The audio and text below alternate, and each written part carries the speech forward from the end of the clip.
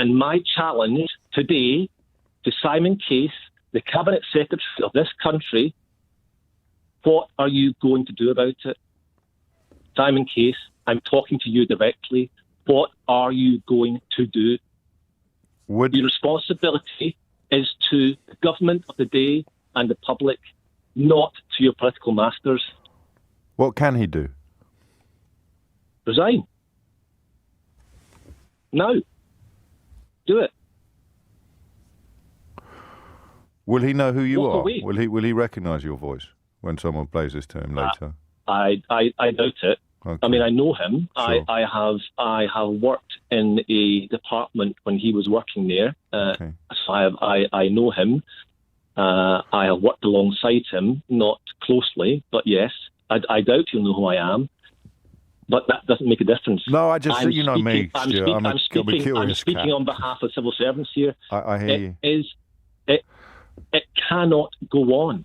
Can you explain to somebody who is lucky enough not to be immersed in this world, or who has only the vaguest interest in the unfolding sagas of modern politics, could you explain to them why? Because I guess the person you've referred to, the official spokesperson, is only just dusting off the apology for lying about the parties, right? That was, I mean, there must be a calculation. Well, we got away with that, still in post.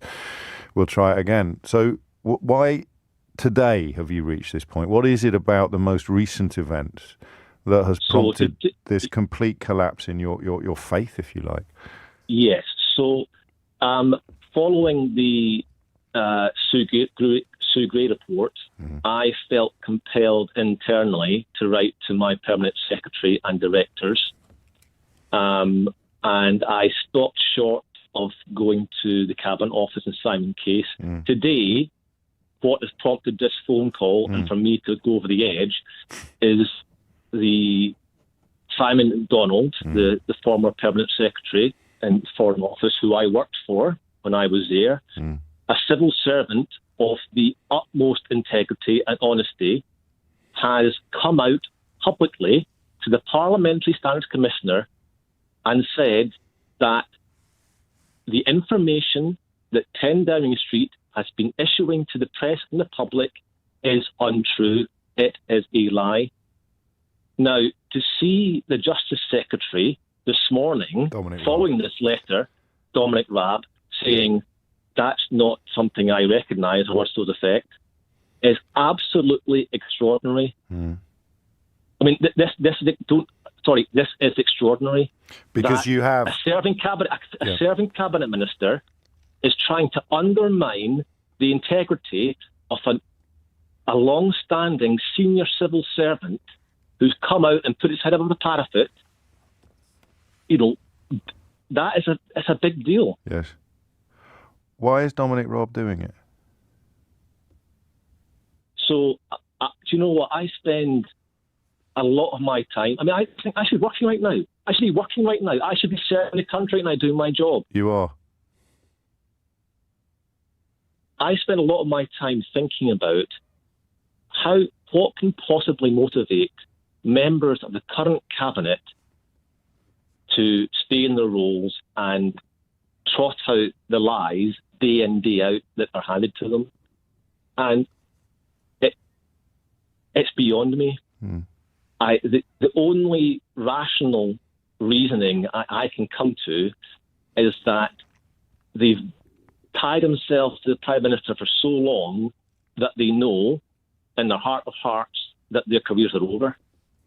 That after the Prime Minister's career is finished, theirs is finished too as a cabinet minister. So, I don't. But even then, what? It's not that big a deal. It's becoming embarrassing. I mean, how day after day senior cabinet ministers can knowingly go onto the media and lie to the public, knowingly so. And the defence that you hear often from cabinet ministers, that's what I was told by Number 10 press office. Yeah. Don't listen to it, it's lies. I know how senior cabinet ministers prepare for major interviews, particularly on Sunday shows. The idea that Theresa Coffey or anyone else, Dominic Raab, in this current climate, will go on to a major political TV show or radio show without being briefed at the most senior levels in Number 10, sure, where the political side, the civil service side, is wrong. It's not a Number 10 press officer briefing these people. They are being told and being directed by the most senior levels of Number 10. And of course, it worries me. It worries me that if it's civil servants who are feeding this stuff to cabinet ministers, say on the media, are they being told to tell lies, or are they being told this is the truth? Now go and say it.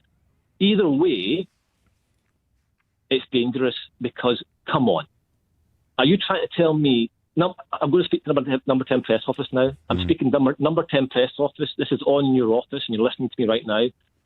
I have worked in press office across government for 16 years. I have had the privilege of working with extremely capable people in number 10 press office for a number of years, people who I respect highly and who I consider friends. Look at yourselves today in the mirror.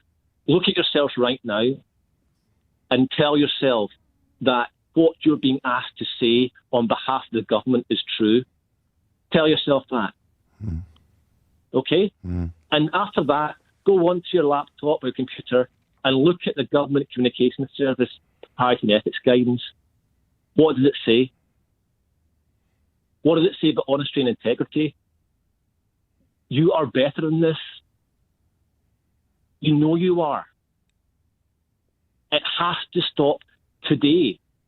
And I'm speaking directly to number 10 press office now. Guys, come on. It's over. It is over. Stop it now. Get up from your desks. Walk away. No more. Simon Case, come out today. Make a public statement saying that you have lost all confidence in the political leadership of 10 Downing Street and you can no longer fulfil your role as Cabinet Secretary and Head of Civil Service. How can you? How can you today, after seeing Simon McDonald's letter, how can you possibly continue your role as Cabinet Secretary and Head of the Civil Service, knowing that the Prime Minister that you are working for is overseeing the most corrupt disintegration of our government institutions in modern history? And it is irrefutable now. It is irrefutable. And to the Cabinet, I mean, what do you say to the Cabinet? I don't know. You're lost already. You are lost. But now, have some self-respect. Have some self-respect. And today, say, enough is enough. And walk away. Because, James, I mean, I could talk about this all day. I won't bore you. I don't think there's much danger of that. I'll finish by saying, do not underestimate. Do not. And I'm speaking to the public now. People listening at home. Do not underestimate how dangerous this is. Yeah. Politicians will come onto the media, as they always do, and say people don't care about this stuff. Don't listen to them. They have to. I know you care. I know you care. I know you're tired of it. I know it goes. I know that at home all you hear day in, day out is the same old stuff. And politicians will say, "Oh, people don't want to hear about it." Yeah, people don't want to hear about it. They want it to stop. If it stops, they won't hear about it. So my message to the public is: care. Keep on caring. Keep on writing to your local MPs. Get on the phones today and tell them enough is enough, particularly those in Conservative constituencies. Tell them that enough's enough. Keep on caring. And do not, and I cannot underestimate this and stress this again, do not underestimate how dangerous a position this country is in when you have the most senior civil servant spokesperson in government lying day after day to the public and to journalists. That is a failed state.